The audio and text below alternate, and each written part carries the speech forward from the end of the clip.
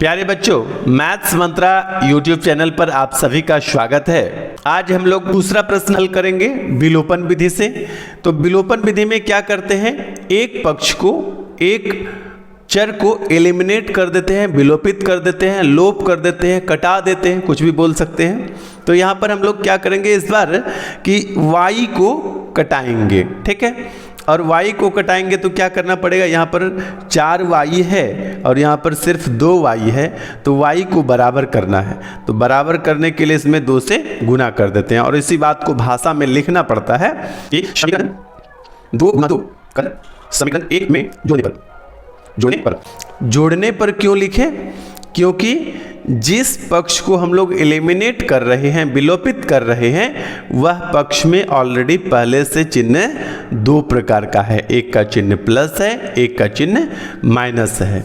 मैंने पिछले प्रश्न में भी आपको बताया कि जिस पक्ष को आप कटाना चाह रहे हैं उसका चिन्ह आपको ध्यान देना है। यदि एक प्रकार का हो तो यहाँ पर लिखेंगे घटाने पर, और चिन्ह 2 प्रकार का हो, यहाँ पर प्लस है, यहाँ पर माइनस है, 2 प्रकार का हो तो लिखेंगे जोड़ने पर।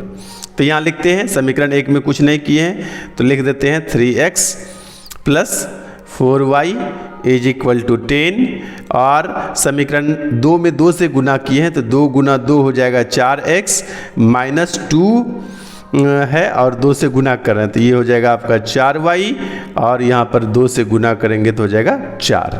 इस प्रकार से यहाँ पर देखिए प्लस में 4y माइनस में 4y, इसको एलिमिनेट कर देंगे, कटा देंगे, हटा देंगे, विलोपित कर देंगे और दोनों को जोड़ के लिखेंगे तो हो जाएगा आपका 7x। इसके सिद्ध में भी लिख सकते हैं, आप इधर भी लिख सकते हैं, और ये हो जाएगा आपका, दोनों जोड़ेंगे तो 14, यानी x बराबर क्या हो गया आपका 14/7, और इसको कटाने के बाद 2 बार में कट जाएगा, 7 दूना 14 हो गया आपका x बराबर 2।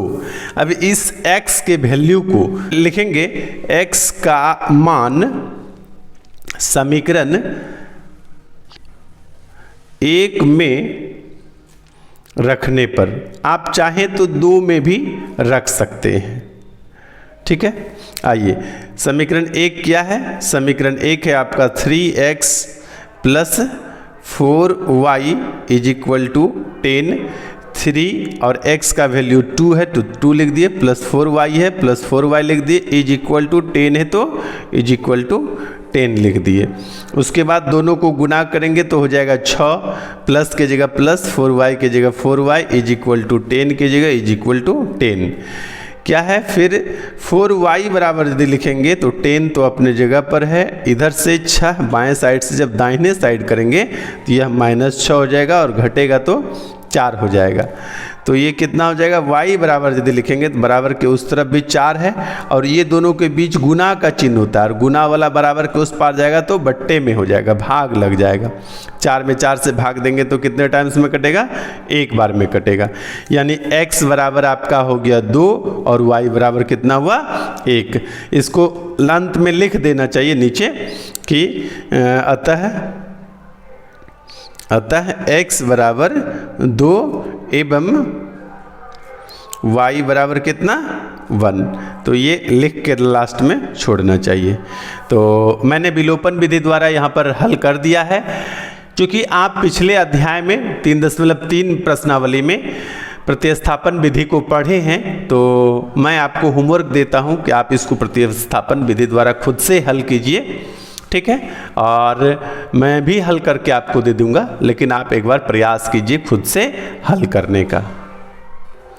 आइए उसी प्रश्न को, प्रश्न 2 को हम लोग प्रतिस्थापन विधि के द्वारा हल करते हैं। तो पहला समीकरण है 3x plus 4y is equal to 10। इसको एक बार और लिख लेते हैं इस प्रकार से। कैसे लिखेंगे कि 3x बराबर 10 माइनस 4y। एक बार और यदि लिखेंगे कि x बराबर, तो क्या होगा 10 माइनस 4y बटे 3। ये हो गया आपका समीकरण 1। और समीकरण 2 आपका क्या दिया हुआ है कि 2x minus 2y is equal to 2। इसको भी यदि आप करना चाहें तो यहाँ से 2 कॉमन लेंगे तो 2 कट जाएगा, और इस प्रकार से क्या हो जाएगा, x माइनस वाई बराबर 2। तो ये 2 और ये 2 कट जाएगा, आपके पास क्या बचेगा, x माइनस वाई बराबर 1। ठीक है, ये कट के 0 नहीं होता है, क्या बचेगा 1, x माइनस वाई बराबर 1। ये समीकरण 2 हो गया। अब क्या करेंगे कि x का वैल्यू समीकरण 1 से समीकरण 2 में प्रतिस्थापित कर देंगे। समीकरण 1 से x का मान समीकरण 2 में प्रतिस्थापित करने पर तो क्या करेंगे कि समीकरण 2 क्या है आपका, x माइनस वाई बराबर 1। तो x के जगह x का मान लिख देंगे, क्या लिखेंगे, 10 माइनस 4y बटे 3 और माइनस वाई बराबर 1। या फिर और क्या करेंगे, तो एलसीएम लेंगे। एलसीएम लेंगे तो आपका क्या हो जाएगा, 10 माइनस 4y माइनस 3y, और ये 3 जो होगा बराबर के उस पार चला जाएगा, क्या बन जाएगा, इधर 3 1 से गुना होकर के 3 हो जाएगा।